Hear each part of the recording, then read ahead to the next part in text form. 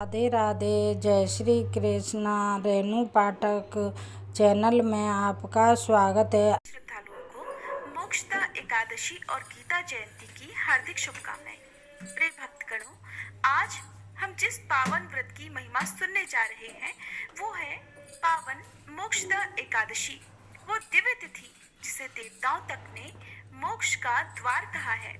ये एकादशी केवल पुण्य देने के कारण ही महान नहीं, बल्कि इसलिए भी अद्वितीय है क्योंकि यही वो पावन दिन है जब भगवान श्री कृष्ण ने अर्जुन को कुरुक्षेत्र में श्रीमद् भगवत गीता का अलौकिक उपदेश दिया था। युद्ध भूमि का माहौल भय और मोह से भरा हुआ था। अर्जुन धर्म संकट में थे। क्या अपने ही बंधु बांधवों पर अस्त्र उठाना उचित है? उनके मन में करुणा, अहंकार, कर्तव्य और भावनाओं की टकराहट ने एक गहरी निराशा पैदा कर दी थी। और उसी समय भगवान श्री कृष्ण ने कहा, हे पार्थ, उठो, अपने धर्म और कर्तव्य को पहचानो। और फिर उन्होंने आत्मा, कर्म, ज्ञान, भक्ति और मोक्ष का वह दिव्य रहस्य प्रकट किया जो आज संपूर्ण मानवता का आध्यात्मिक प्रकाश स्तंभ है। इसलिए मोक्षदा एकादशी का व्रत केवल एक धार्मिक अनुष्ठान ही नहीं, बल्कि गीता के ज्ञान का स्मरण और आत्मोद्धार का अवसर माना गया है। शास्त्रों में स्पष्ट कहा गया है, जो साधक इस दिन कथा सुनता या पढ़ता है वह अवश्य ही मोक्ष मार्ग को प्राप्त करता है और उसके जन्म जन्मांतर के पाप नष्ट हो जाते हैं। तो आइए पूर्ण श्रद्धा भाव से आज की इस पवित्र कथा का स्वागत करें। जीवन को बदल देने वाले गीता ज्ञान की स्मृति में, श्री हरि की करुणा की अनुभूति में और आत्मा की मुक्ति के पथ पर आगे बढ़ने के लिए आइए सुनते हैं मोक्षदा एकादशी की दिव्य कथा। हस्तिनापुर का राजमहल उस दिन असाधारण रूप से दिव्य ज्योति से आलोकित था। प्रातः काल की मंद मंद सुनहरी किरणें महल के श्वेत संगमरमर पर पड़कर ऐसी प्रतीत हो रही थी मानो स्वयं सूर्यदेव राजसभा का मार्ग प्रशस्त कर रहे हों। मंद मंद समीर में धूप आरती की सुगंध खुली हुई थी और हर कण में शुभ्र शांति का साम्राज्य भास रहा था। युधिष्ठिर महाराज ने सदा की तरह प्रातः स्नान, जप और ध्यान पूर्ण किया था, परंतु आज उनके हृदय में एक विशेष उत्सुकता थी, क्योंकि आज स्वयं श्री कृष्ण मोक्षदा एकादशी की महिमा का उपदेश देने हेतु राजसभा में पधारने वाले थे। वेदों के मंत्रों का मधुर नाद पूरे महल में गूंज रहा था। ओम नमो भगवते वासुदेवाय, ओम नमो भगवते वासुदेवाय। ऐसा प्रतीत होता था जैसे ऋषि मुनियों का अदृश्य समूह भी इस दिव्य अवसर का साक्षी बनने धरा पर उतर आया हो। उसी समय राजसभा के द्वार पर दिव्य प्रकाश फैल उठा। द्वारपालों ने श्रद्धा से सिर झुका लिया और फिर मंद मंद मुस्कान, नील कमल से नेत्र, वक्ष स्थल पर कौस्तुभ मणि की चमक और चरणों में नुपुर की शुभ ध्वनि के साथ भगवान श्री कृष्ण पधारे। सभा एक क्षण के लिए मानो समयहीन हो गई। हर हृदय में भक्ति का ज्वार उमड़ पड़ा। धर्मराज युधिष्ठिर ने आगे बढ़कर हाथ जोड़कर विनम्रता से कहा, स्वागत है देवकी नंदन, आपके चरणों से ये सभा धन्य हो गई है। और फिर श्री कृष्ण ने अपना करुणामय हस्तकमल युधिष्ठिर महाराज के कंधे पर रखा और प्रेम भरी वाणी में कहा, धर्मराज, आज मोक्षदा एकादशी है। ये वो पवित्र तिथि है जो जीवों के समस्त पाप ताप मिटाकर उन्हें मोक्ष के मार्ग पर अग्रसर करती है। आज तुम्हारे प्रश्नों का उत्तर देने और इस व्रत का गूढ़ रहस्य समझाने के लिए मैं यहाँ आया हूँ। सभा के मध्य एक सुवर्णासन सजाया गया था। श्री कृष्ण उस पर विराजित हुए और उनकी उपस्थिति से संपूर्ण राजसभा में अलौकिक तेज फैल गया। भीम, अर्जुन, नकुल, सहदेव, द्रौपदी, विदुर, भीष्म, गुरु द्रोण और महामाताएं श्रद्धा से सम्मुख बैठ गईं। चारों ओर गंधरस, चंदन और कमल की सुगंध तैर रही थी। वायु शांत, मन स्थिर और वातावरण पूर्णतः सतोगुणमय हो चुका था।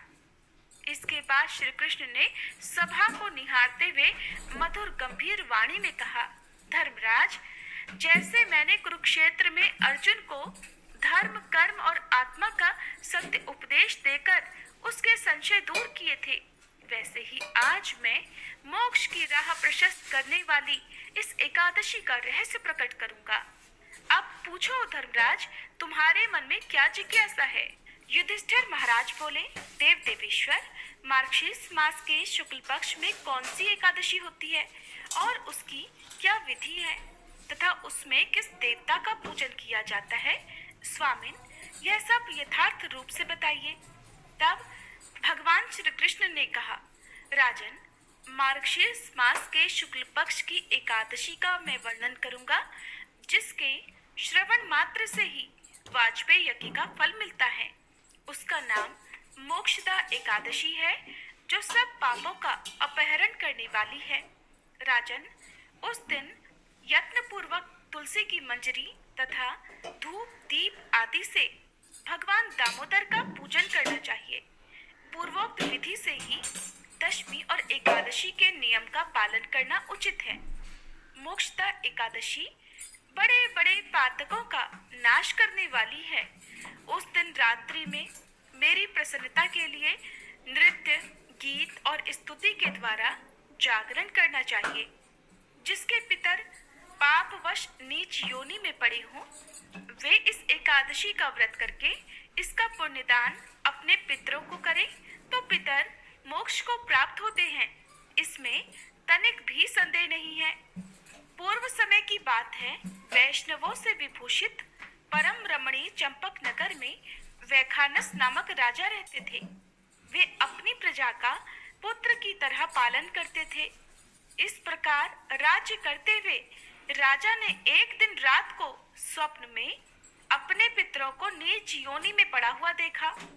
उन सब को इस अवस्था में देखकर राजा के मन में बड़ा विस्मय हुआ और प्रातःकाल ब्राह्मणों से उन्होंने उस स्वप्न का सारा हाल कह सुनाया। राजा बोले, ब्राह्मणों, मैंने अपने पितरों को नरक में गिरा हुआ देखा है। वे बारंबार रोते हुए मुझसे यों कह रहे थे कि तुम हमारे तनुज हो, इसलिए इस नरक समुद्र से हम लोगों का उद्धार करो। द्विजवरों, इस रूप में मुझे पितरों के दर्शन हुए हैं, इससे मुझे चैन नहीं मिल रहा। क्या करूं, कहाँ जाऊं? मेरा हृदय रुंधा जा रहा है। हे ब्राह्मणों, वह व्रत, वह तप और वह योग जिससे मेरे पूर्वज तत्काल नरक से छुटकारा पा जाएं, बताने की कृपा करें। मुझ बलवान और साहसी पुत्र के जीते जी मेरे माता पिता घोर नरक में पड़े हुए हैं, अतः ऐसे पुत्र से क्या लाभ है? तब ब्राह्मण बोले, राजन, यहाँ से निकट ही पर्वत मुनि का आश्रम है। वे भूत और भविष्य के भी ज्ञाता हैं। हे नृपश्रेष्ठ, आप उन्हीं के पास चले जाइए। ब्राह्मणों की बात सुनकर महाराज वैखानस शीघ्र ही पर्वत मुनि के आश्रम पर गए और वहां उन मुनिश्रेष्ठ को देखकर उन्होंने दंडवत प्रणाम करके मुनि के चरणों का स्पर्श किया। मुनि ने भी राजा से राज्य के 7 अंगों की कुशलता पूछी। राजा बोले, स्वामिन, आपकी कृपा से मेरे राज्य के 7 अंग सकुशल हैं, किंतु मैंने स्वप्न में देखा है कि मेरे पिता नरक में पड़े हुए हैं। अतः बताइए कि किस पुण्य के प्रभाव से उनका वहां से छुटकारा होगा। राजा की यह बात सुनकर मुनिश्रेष्ठ पर्वत एक मुहूर्त तक ध्यानस्थ रहे। इसके बाद वे राजा से बोले, महाराज, मैंने योग के बल से तुम्हारे पिता के कुकर्मों को जान लिया है। उन्होंने पूर्व जन्म में कामातुर होकर एक पत्नी को रति दी, किंतु सौतन के कहने पर दूसरी पत्नी को ऋतुदान मांगने पर भी नहीं दिया। उसी पाप कर्म के कारण तुम्हारे पिता को नरक में जाना पड़ा। तब राजा ने कहा, मुनिवर, इसका कोई उपाय बताइए। मुनि बोले, मार्गशीर्ष के शुक्ल पक्ष में जो मोक्षदा नाम की एकादशी होती है, तुम सब लोग उसका व्रत करो और उसका पुण्य पितरों को दे दो। उस पुण्य के प्रभाव से उनका नरक से उद्धार हो जाएगा। इस प्रकार भगवान श्री कृष्ण कहते हैं, हे युधिष्ठिर, मुनि की यह बात सुनकर राजा पुनः अपने घर लौट आए। जब उत्तम मार्गशीर्ष मास आया तब राजा वैखानस ने मुनि के कथनानुसार मोक्षदा एकादशी का व्रत करके उसका पुण्य समस्त पितरों सहित अपने पिता को दे दिया। पुण्य दान करते ही क्षण भर में ही आकाश से पुष्पों की वर्षा होने लगी। वैखानस के पिता पितरों सहित नरक से छुटकारा पा गए और आकाश में आकर राजा के प्रति यह वचन बोले, बेटा, तुम्हारा कल्याण हो। ऐसा कहकर वे स्वर्ग में चले गए। श्री कृष्ण कहते हैं, हे राजन, जो इस प्रकार कल्याणमयी मोक्षदा एकादशी का व्रत करता है उसके पाप नष्ट हो जाते हैं और मरने के बाद वह मोक्ष प्राप्त कर लेता है। यह मोक्ष देने वाली मोक्षदा एकादशी मनुष्यों के लिए चिंतामणि के समान समस्त कामनाओं को पूर्ण करने वाली है। इस महात्म्य के पढ़ने और सुनने से वाजपेयी यज्ञ का फल मिलता है। सभा में बैठे सभी योद्धा और स्त्रियां श्री कृष्ण की दिव्य मधुर वाणी सुनकर मंत्रमुग्ध हो रहे थे। तभी धर्मराज युधिष्ठिर धीरे से अपने आसन से उठे। उनके मुख पर विनम्रता, नेत्रों में आदर और हृदय में अटल भक्ति स्पष्ट झलक रही थी। वे हाथ जोड़कर भगवान के सम्मुख खड़े हुए और अत्यंत कोमल वाणी में बोले, प्रभु, आपने कुरुक्षेत्र की रणभूमि में अर्जुन को जो अद्वितीय और मोक्षदायक गीतोपदेश दिया था, वही उपदेश आज हम सब पर भी अपनी करुणा के रूप में बरसा दीजिए। हमारी प्रार्थना है कि आप उस गूढ़ ज्ञान को सरल, सहज और सभी के हृदय को छू लेने वाली रीति से हमें भी समझाइए, ताकि हम और हमारे माध्यम से भविष्य में जन्म लेने वाले कलयुग के असंख्य जीव भी उस दिव्य मार्गदर्शन को प्राप्त कर सके। हे माधव, संसार दुख, मोह, क्रोध और विघ्नों से भरा हुआ है। कृपा करके हमें वह ज्ञान दीजिए जो मन को शांत करे, दुखों का नाश करे और जीवात्मा को आपके श्री चरणों के समीप पहुंचा दे। युधिष्ठिर महाराज के इन शब्दों से सभा में गहरी शांति छा गई। हर नेत्र केवल श्री कृष्ण की ओर ही टिका था। हर हृदय यही चाहता था कि आज वे स्वयं श्री कृष्ण से सरल भाषा में भगवत गीता का सार सुन ले। द्रौपदी ने श्रद्धा से सिर झुका लिया। अर्जुन के नेत्रों में बीते क्षणों की स्मृति कौंध उठी जब श्री कृष्ण ने उसके रथ को रणभूमि में स्थिर कर जीवन का सत्य उद्घाटित किया था। भीष्म, विदुर, भीम, नकुल, सहदेव सभी भीतर से प्रार्थना कर रहे थे कि यह कृपा संपूर्ण सृष्टि का कल्याण करे। तब श्री कृष्ण ने अपनी करुणामय दृष्टि पर डाली और बोले, धर्मराज, तुम्हारा यह निवेदन केवल तुम सबका ही नहीं बल्कि अनंत काल तक भटकते हुए हर जीव का स्वर है। अतः आज मैं वही गीतो उपदेश तुम्हें सरल, सुगम और हृदय में उतर जाने वाले रूप में प्रदान करूंगा, जिसे सुनकर मनुष्य भ्रम, शोक और भय से मुक्त होकर सच्चे धर्म, सत्य कर्म और ईश्वर के मार्ग की ओर अग्रसर होता है। श्री कृष्ण ने कहा, धर्मराज, जैसे उस दिन अर्जुन के मन में मोह, धर्म और दुख का अंधकार छा गया था, वैसे ही हर मनुष्य कभी न कभी अपने जीवन में उलझनों से घिर ही जाता है। जब मन कमजोर होता है तब सही गलत का ज्ञान भी छिप जाता है और यह विषाद ही मनुष्य को मेरी शरण में आने का पहला द्वार बनता है। हे युधिष्ठिर, जान लो, देह नश्वर है पर आत्मा शाश्वत है। वो ना तो जन्म लेती है ना ही मरती है, और जो इस सत्य को समझ लेता है उसका भय और दुख अपने आप ही दूर हो जाता है। कर्तव्य वही करे जो धर्म सम्मत हो। फल की चिंता मन को बांध ही देती है। मनुष्य बिना कर्म के रह ही नहीं सकता, इसलिए केवल कर्म करो, लेकिन फल की आसक्ति छोड़कर। जो अपने कर्मों को लोक कल्याण हेतु करता है वह अप्रत्यक्ष रूप से मेरी ही पूजा करता है। धर्मराज, जब जब संसार में अधर्म बढ़ता है मैं धर्म की रक्षा हेतु अवतरित होता हूँ। सच्चा ज्ञानी वही है जो कर्म करते हुए भी स्वयं को कर्ता नहीं मानता, बल्कि कर्मों को मुझ में समर्पित कर देता है। त्याग का अर्थ भागना नहीं, बल्कि मन से आसक्ति हटाना है। जो भीतर से शांत, संतुष्ट और प्रसन्न है, वही सच्चा सन्यासी है, चाहे वो संसार में ही क्यों ना हो। मन बड़ा चंचल है, पर अभ्यास और वैराग्य से मन को वश में किया जा सकता है। और ध्यान वही जो मन को मेरे स्वरूप में स्थिर कर दे, जो मेरे स्मरण में सदैव तल्लीन रहता है, उसकी रक्षा मैं स्वयं करता हूँ। धर्मराज, ये समस्त सृष्टि मेरा विस्तार है।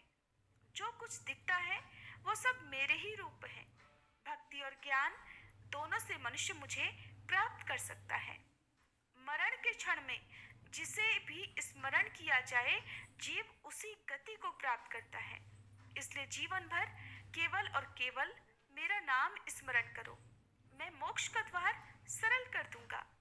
हे युधिष्ठिर, जो प्रेम से मुझे अर्पित करता है, चाहे पत्ता, फूल, फल या जल, मैं उसे सहर्ष स्वीकार करता हूँ और मेरा ऐसा भक्त कभी नष्ट नहीं होता। मेरी महिमा अनंत है। सूर्य में तेज, चंद्रमा में शीतलता, अग्नि में ज्वाला और हृदय में जो जीवन स्पंदित है, वो सब मेरा ही तो प्रकाश है। मैंने अर्जुन को अपना विश्व रूप दिखाया, जिसमें समस्त ब्रह्मांड समाया हुआ है। जो इस रूप को समझ ले, उसका हर भय नष्ट हो जाता है। उसके लिए मैं ही आश्रय हूँ, मैं ही मार्ग और मैं ही एकमात्र लक्ष्य। सबसे सरल मार्ग भक्ति है। हे धर्मराज, भक्त का हृदय प्रेममय होता है। वह सत्य, करुणा और सहनशीलता का धनी होता है। ऐसा भक्त मुझे अत्यंत प्रिय है। ये शरीर क्षेत्र है और आत्मा क्षेत्रज्ञ। जो आत्मा को समझ लेता है, वही ज्ञानवान है। मनुष्य का सच्चा उद्देश्य अपने भीतर स्थित सत्य को पहचानना है। सत्व, रज और तम, ये तीन गुण मनुष्य के स्वभाव को बांधते हैं। सत्व से ज्ञान, रज से इच्छाएं और तम से अज्ञान उपजता है। और जो इन तीनों से ऊपर उठ जाए, वही मुक्त हो जाता है। ये संसार एक उल्टा वटवृक्ष है, जिसकी जड़ें ऊपर अर्थात मुझ में हैं और शाखाएं नीचे संसार में। जो मेरी शरण में आता है, वो इस वृक्ष से परे अविनाशी सत्य को प्राप्त करता है। मनुष्य में दो प्रवृत्तियां हैं, दैवीय और आसुरी। सत्य, अहिंसा, करुणा, दान, ये दैवीय है। क्रोध, लोभ, अहंकार, हिंसा, ये आसुरी हैं। और दैवीय प्रवृत्ति मोक्ष प्रदान करती है। हर मनुष्य अपनी श्रद्धा से पहचाना जाता है। सात्विक श्रद्धा उन्नति देती है, राजसी बंधन और तामसी पतन देती है। इसलिए जो भी करो, श्रद्धा, शुद्धता और मेरे स्मरण से करो। अंत में धर्मराज, सभी धर्मों को त्याग कर सिर्फ और सिर्फ मेरी शरण में आ जाओ। मैं तुम्हें समस्त पापों से मुक्त कर दूंगा। डरो मत, मेरा भक्त कभी अधोगति को प्राप्त नहीं होता। और यही गीता का अंतिम सर्वोच्च संदेश है। इस प्रकार मोक्षदा एकादशी की ये पावन कथा और संपूर्ण भगवत गीता सार सुनाकर जब श्री कृष्ण मौन हुए, तब सभा में ऐसी शांति छा गई मानो पूरा ब्रह्मांड एक क्षण को थम गया हो। अर्जुन, भीम, नकुल, सहदेव, भीष्म, विदुर सभी के नेत्रों से अश्रु धारा बह रही थी। कथा और ज्ञान ने केवल उनके मन को ही नहीं, बल्कि उनके आत्म स्वरूप को भी जागृत कर दिया था। धर्मराज की आंखें श्रद्धा से झुक गईं और वे आगे बढ़कर श्री कृष्ण के चरणों में दंडवत हुए और कांपती हुई आवाज में बोले, प्रभु, आज आपने हमें केवल कथा ही नहीं सुनाई, बल्कि हमारे लिए तो मोक्ष का द्वार ही खोल दिया। आपके उपदेश से हमारा ही नहीं, समस्त कलयुग का मार्ग प्रशस्त हो गया है। और सभा में बैठे सभी लोगों के हृदय श्री कृष्ण प्रेम से भर उठे। वातावरण में चंदन, तुलसी और कमलों की दिव्य सुगंध फैलने लगी। आकाश में मंद प्रकाश छा गया, मानो देवगण स्वयं वहां उपस्थित हों। श्री कृष्ण ने प्रेममयी मुस्कान के साथ सबकी ओर देखा। उनकी आंखों में अनंत करुणा थी। उनके मुखमंडल में दिव्य तेज झलक रहा था। उन्होंने कहा, धर्मराज, आज जो ज्ञान मैंने तुम्हें दिया है वह केवल इस युग के लिए ही नहीं, सभी युगों के लिए कल्याणकारी है। जो भी मोक्षदा एकादशी की कथा श्रवण करेगा और गीता का सार हृदय में धारण करेगा, वह अवश्य मेरे धाम को प्राप्त होगा। उसे जन्म मरण का बंधन छुएगा भी नहीं।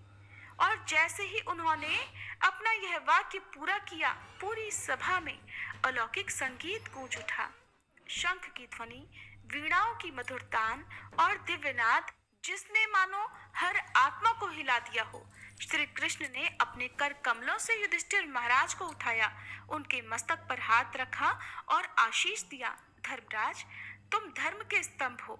तुम्हारा राज्य सत्य, करुणा और न्याय का मार्ग दिखाएगा। अब मुझे अपने धाम लौटना है। इतना कहते ही उनका स्वर धीरे धीरे ओम ओम ओम की गूंज में मिलने लगा। उनका शरीर दिव्य प्रकाश में परिवर्तित होने लगा, जैसे कंचन सूर्य की किरणें किसी स्वर्ण पर्वत पर उतर रही हों। और सभी पांडव हाथ जोड़कर खड़े हो गए। भक्ति, भाव और वियोग की मिश्रित भावनाएं उनके हृदय को भर रही थी। और देखते ही देखते श्री कृष्ण का दिव्य स्वरूप उज्जवल प्रकाश रेखा में परिवर्तित हुआ और वे सभी को आशीर्वाद देते हुए अपने गोलोक धाम को प्रस्थान कर गए। अब वातावरण में केवल एक अनुभूति बची थी, शांति, प्रेम और वह अनुपम वचन, जो मुझे प्रेम से याद करे, मैं सदैव उसके साथ हूँ। हरे कृष्ण। अगर आपने इस कथा को प्रेम पूर्वक श्रद्धा के साथ अंत तक सुना है तो वीडियो को लाइक करके कमेंट बॉक्स में हरे कृष्ण जरूर लिखिएगा।